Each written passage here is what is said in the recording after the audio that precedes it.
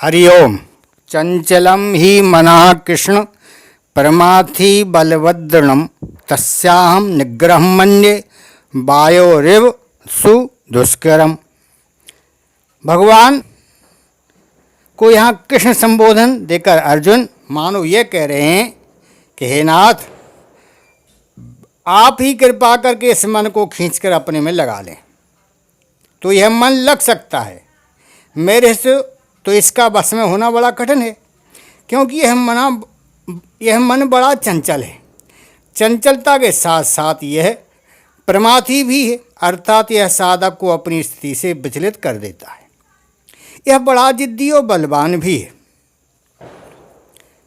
भगवान ने कामना के रहने के 5 स्थान बताए हैं: इंद्रियां, मन, बुद्धि, विषय और स्वयं।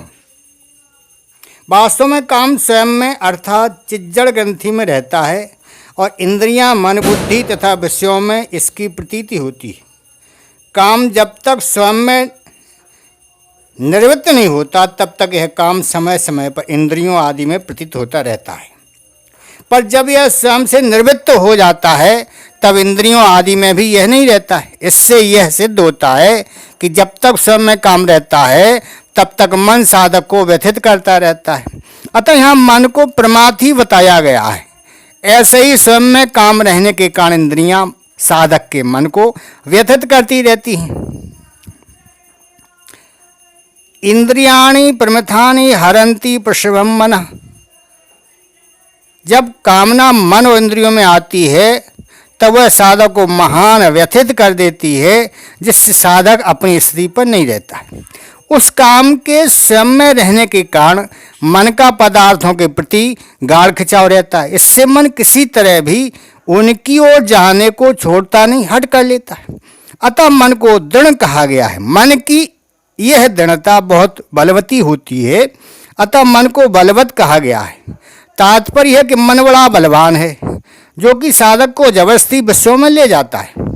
शास्त्रों ने तो यहाँ तक कह दिया है कि मन ही मनुष्यों के मोक्ष और बंधन का कारण है। मन एव मनुष्याणाम कारणम बंध मोक्षयो।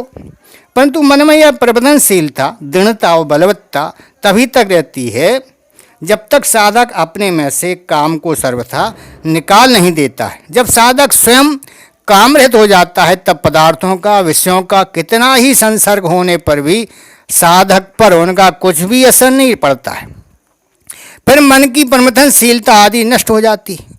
मन की चंचलता भी तभी तक बाधक होती है जब तक स्वयं में कुछ भी काम का अंश रहता है। काम का अंश सर्वथा निवृत्त होने पर मन की चंचलता किंचित मात्र भी बाधक नहीं होती। सरस्वती रसोपनिषद 31 में बताया गया है कि देहाभिमाने गलिते विज्ञाते परमात्मनि यत्र यत्र मनोयाति तत् तत् परामृतम। अर्थात देहाभिमान, जड़ के साथ मैंपन सर्वथा मिट जाने पर जब परमात्मा तत्व का बोध हो जाता है तब जहाँ जहाँ मन जाता है वहाँ वहाँ परमात्मा तत्व का अनुभव होता है, अर्थात उसी अखंड समाधि, सहज समाधि रहती है।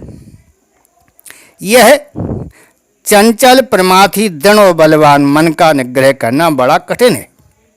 जैसे आकाश में विचरण करते हुए वायु को कोई मुट्ठी में नहीं पकड़ सकता, ऐसे ही इस मन को कोई पकड़ नहीं सकता है, अर्थात इसका निग्रह करने को मैं बड़ा कठिन कर मानता हूँ।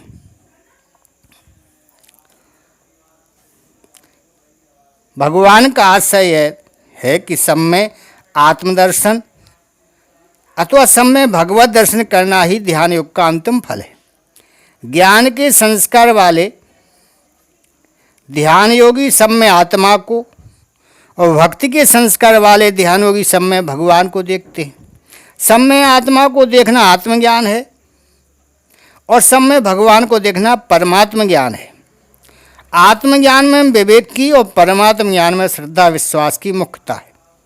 मन की स्थिरता की मुख्यता नहीं है।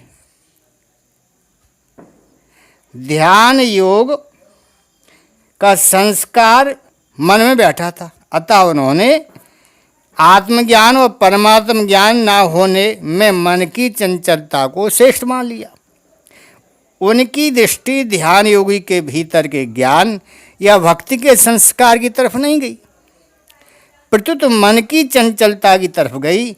अतः उन्होंने मन की चंचलता को महान बाधक मान लिया। हरिओम।